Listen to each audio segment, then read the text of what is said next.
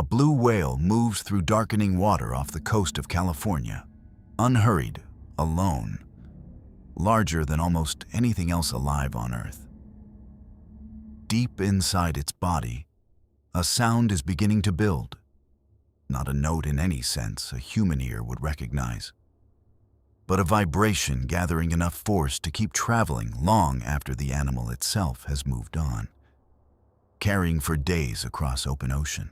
Almost directly above it, aboard a research vessel, a technician lowers a hydrophone into the water and presses a pair of headphones against her ears. On the screen beside her, a spike tears across the spectrogram, a band of color rising from nothing to a wall of sound pressure strong enough to register across kilometers of open water. In her headphones, there is nothing. No hum, no moan, no vibration she can name. The whale is close enough to track by its wake alone. It is generating one of the most powerful sustained sounds any living creature on this planet makes, and she cannot hear a single note of it. The boat rocks gently. Wind moves across the deck. Somewhere below the hull, in water dark enough that sunlight has already given up several stories above, the sound keeps rolling outward in every direction, indifferent to the fact that a human being with sophisticated equipment is sitting almost directly above its source and still cannot process it as anything resembling music. The instruments know exactly what is happening. The person operating them does not in any way her senses can confirm. The animal is a blue whale. Most people know it for its size, for the fact that its heart alone can weigh as much as a small car, for the sheer improbability of an animal that large surviving on creatures barely visible to the naked eye. What almost nobody knows is that the same animal is also one of the loudest organisms ever measured, and that despite decades of recordings, spectrograms, and acoustic archives, no human being has ever heard one of its calls directly, with an unaided ear, in the moment it was made. To understand why, it helps to start with what a hertz actually measures. Sound is vibration, a wave moving through air or water at a certain number of cycles per second. The higher the number, the higher the pitch a human ear perceives. Below roughly 20 cycles per second, something changes. The vibration is still there, still physically real, still capable of moving enormous amounts of energy through the ocean. But the human ear stops registering it as a tone. 20 hertz is not an arbitrary number. It is close to the lower boundary of what the architecture of the human ear was built to resolve into sound. Blue whale calls sit mostly between 10 and 39 hertz. Some of the lowest and longest components fall well under that 20 hertz line, deep inside a category scientists call infrasound, a term reserved for vibration too slow for the human auditory system to interpret as pitch. The lowest note on a full-sized piano sits at roughly 27 hertz. Some of what a blue whale produces is lower than that. It is not a quiet sound struggling to be heard. It is an enormous sound operating in a register the human body was never designed to translate into music. Scale alone does not explain the paradox. Elephants also produce infrasonic calls, somewhere between 14 and 24 hertz, and those calls carry for kilometers across dry land, used to coordinate herds separated by distance and dense vegetation. The comparison matters because it shows infrasound is not unique to the ocean or to a single species. It is a strategy adopted independently by very different animals facing a very similar problem: how to move information across distance without losing it along the way. Elephants achieve their range partly through a specialized structure in the trunk and skull, built over millions of years for exactly this purpose on land. Blue whales achieve theirs through a completely different anatomical path, using structures around the larynx adapted for a body that spends its entire life submerged under pressure. moving through a medium 4 times denser than air. Two unrelated evolutionary lines, separated by habitat and anatomy, converged on the same basic solution to the same basic problem: distance. What makes the blue whale's version remarkable is not that it is low. It is how loud that low sound gets. Some recorded blue whale calls reach roughly 188 decibels at the source. On its own, that number invites a dangerous shortcut, the kind of comparison that turns a real fact into a false one. It is tempting to set that figure beside the roar of a jet engine at close range, which sits somewhere in the region of 140 decibels, and declare the whale louder by a wide margin. That comparison is not honest. Decibels measured underwater and decibels measured in air are calculated against different reference pressures, because water and air transmit sound in fundamentally different ways. A number that looks larger underwater does not automatically mean a proportionally louder experience for a human ear standing in air. What can be said cleanly, without borrowing the wrong units, is this: within the medium of water, the blue whale's call is among the most powerful sustained biological signals ever recorded. Extraordinary by the standards of its own environment, not by a mismatched comparison to a machine on land. Understanding why that power matters requires stepping away from the animal for a moment and toward the physics of the ocean itself. Sound does not behave the same way at every frequency. High-frequency sound loses energy quickly, scattered and absorbed by water molecules, dissolved into background noise within a few kilometers. Low-frequency sound behaves almost like the opposite. It loses very little energy as it travels, sliding through deep water layers with minimal resistance. Deep in the water column, at a depth where temperature and pressure settle into a narrow, stable band, sound travels at its slowest speed through the entire ocean. That single physical detail creates something close to a natural channel, a horizontal layer where sound waves entering from above or below bend back toward the middle, instead of escaping upward or dissolving into the seafloor.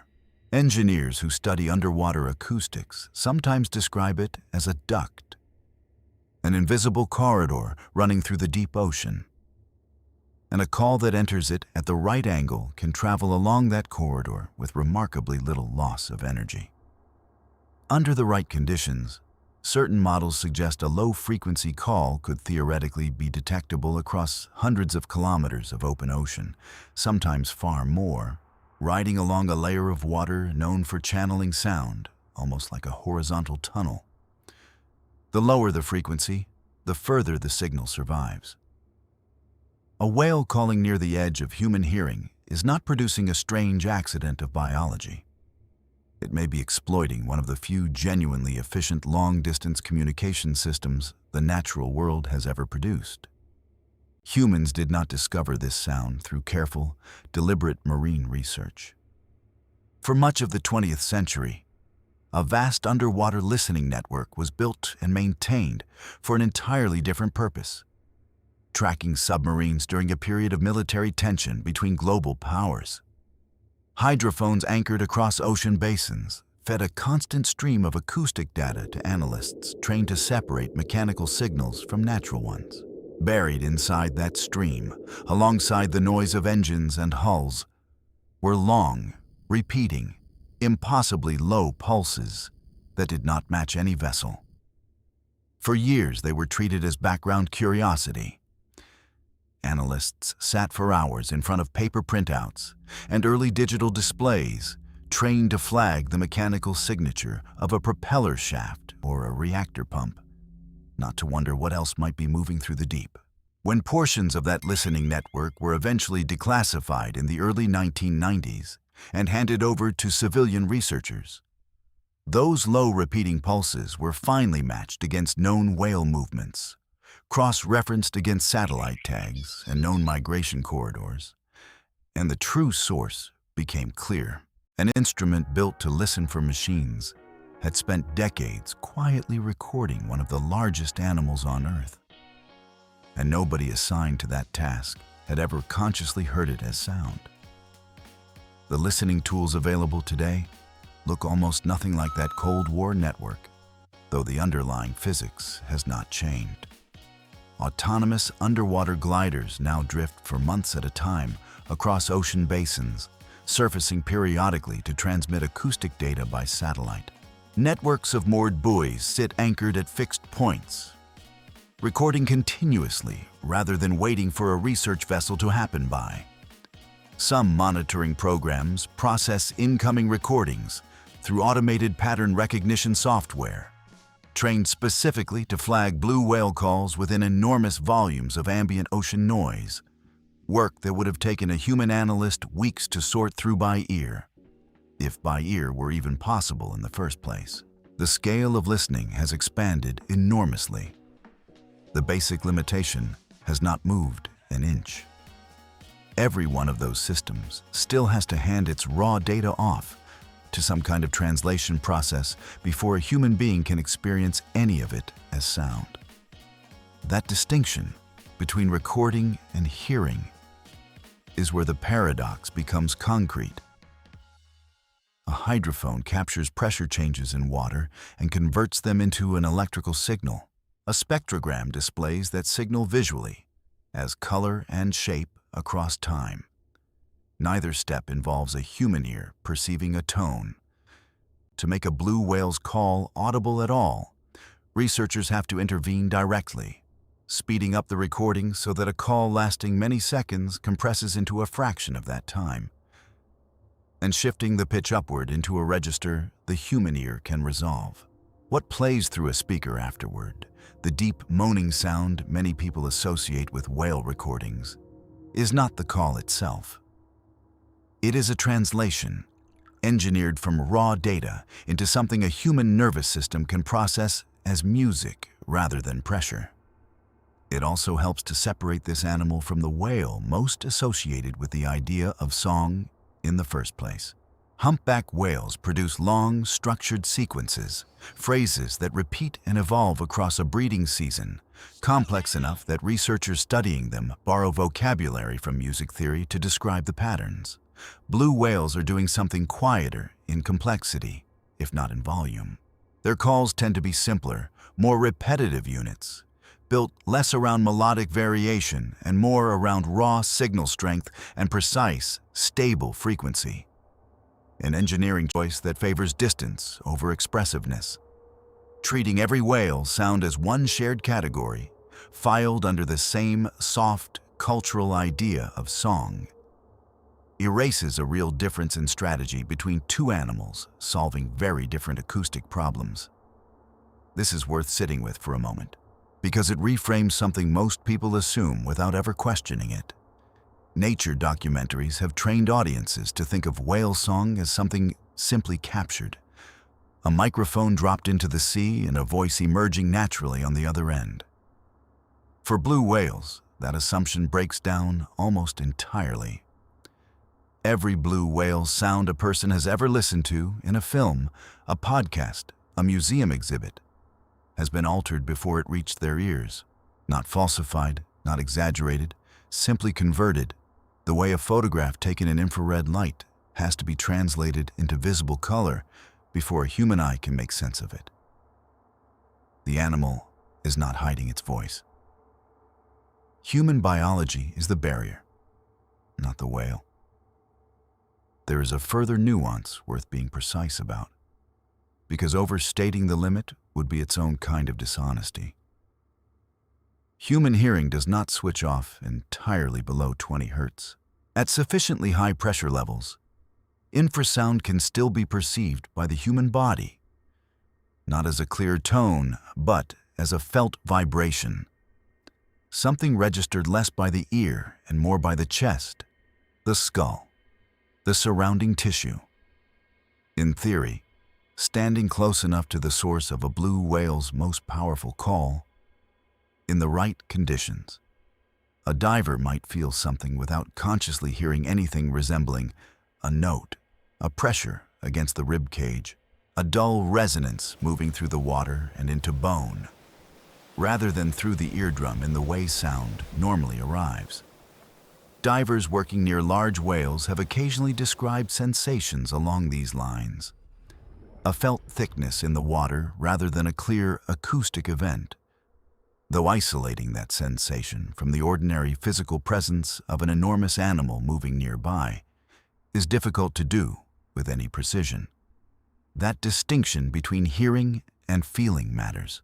It keeps the claim honest. No person has directly heard the call as a tone. That does not mean the sound leaves no trace at all on a human body positioned close enough to it. Why the frequency sits this low in the first place is a question science has not fully closed. The most direct explanation is efficiency. Low frequency traveling further with less energy lost.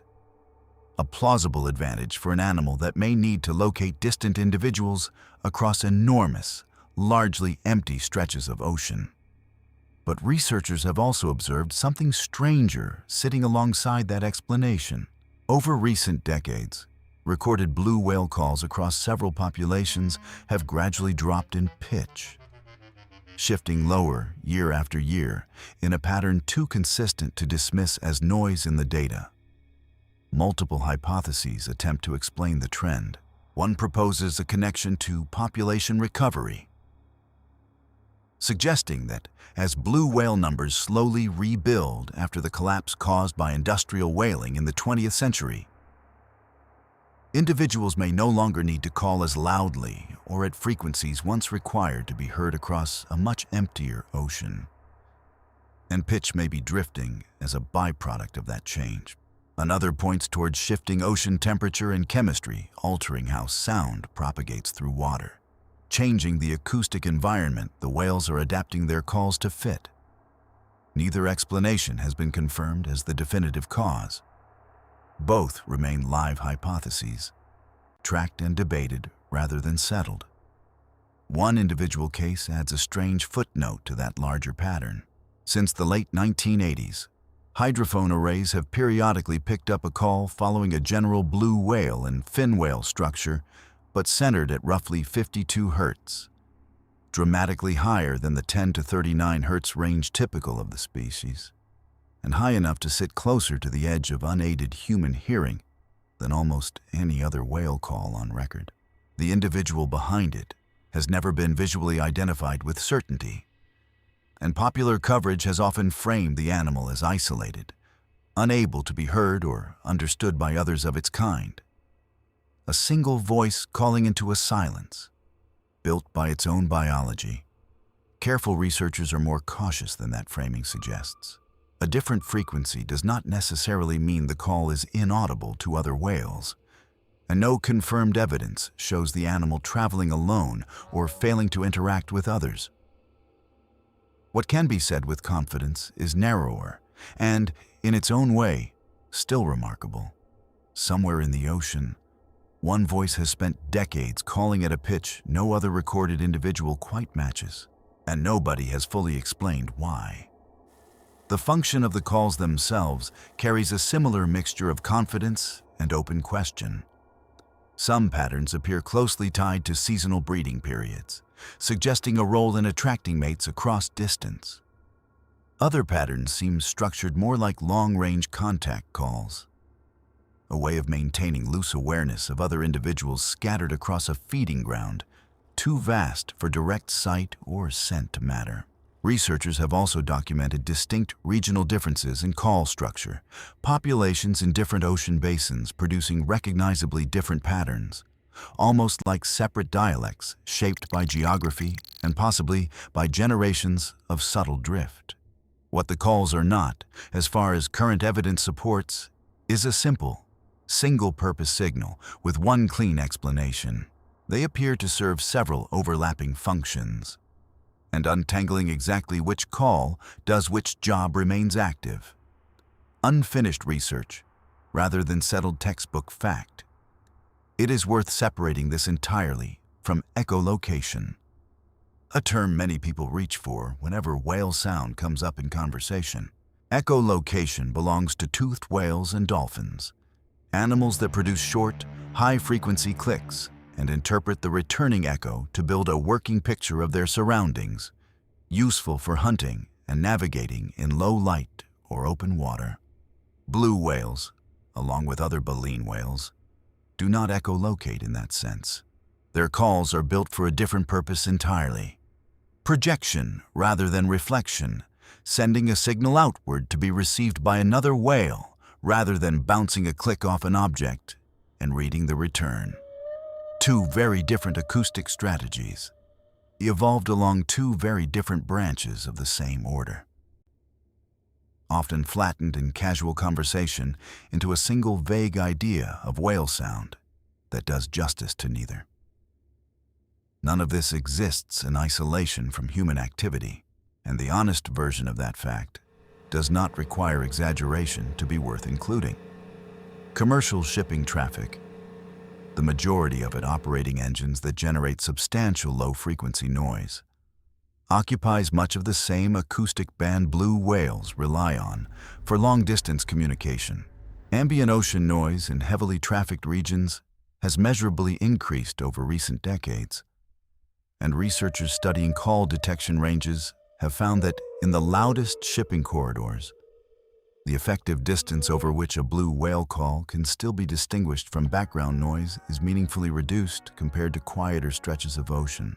This is not a story about total silence being imposed on the species, and framing it that way would misrepresent the evidence.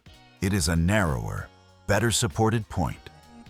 The ocean's own acoustic real estate, the exact frequency band an enormous animal depends on to stay connected across distance, is increasingly shared with mechanical noise that was never designed with that dependency in mind. Some port authorities and shipping routes have experimented with voluntary speed reductions and rerouting around known feeding areas, approaches that measurably lower ambient noise without requiring any change to the animals themselves. Evidence that the acoustic crowding now filling that low-frequency band is a manageable engineering problem, rather than a fixed, permanent condition of the modern ocean. Return, for a moment, to the technician on the research vessel, headphones still resting against her ears, spectrogram still glowing on the screen in front of her. She will not hear the call in that moment. No one on that boat will. What she will do, later, back on land, is load the recording into software built for exactly this purpose, speed it up, shift its pitch upward, and finally press play through a speaker built for human hearing.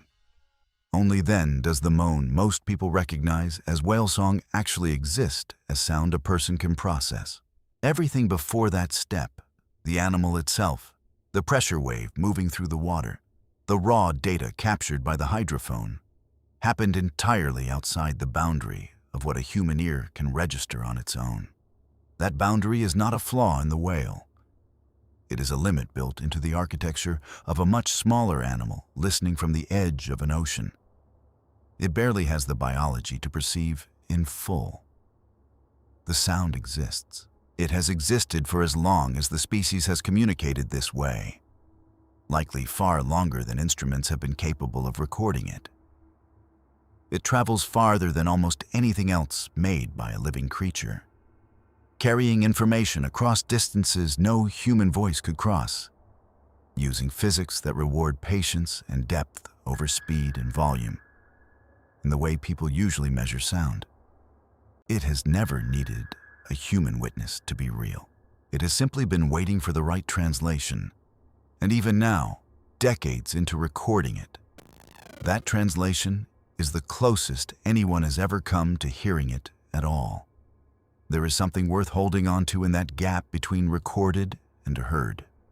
Most of what people call discovery in the natural world involves a moment of direct contact, an eye meeting an animal's eye, a hand on skin or shell or fur, a sound arriving cleanly at an ear built to catch it. This is not that kind of discovery. It is a case where the animal has been fully present, fully documented, fully understood in its outline, while remaining just past the edge of what a human sense organ can register without help. The whale is not hidden. The instruments prove that beyond argument. What is missing is not evidence. It is the specific biological hardware required to receive it directly. A mismatch built into two very different bodies that happen to share the same planet and, at the right depth, the same stretch of water. One species spent millions of years learning to send a voice across an ocean basin. The other spent that same stretch of time learning to walk upright on dry land, breathe air through a narrow throat, and hear only the narrow slice of the world tuned to the pace of its own small heart.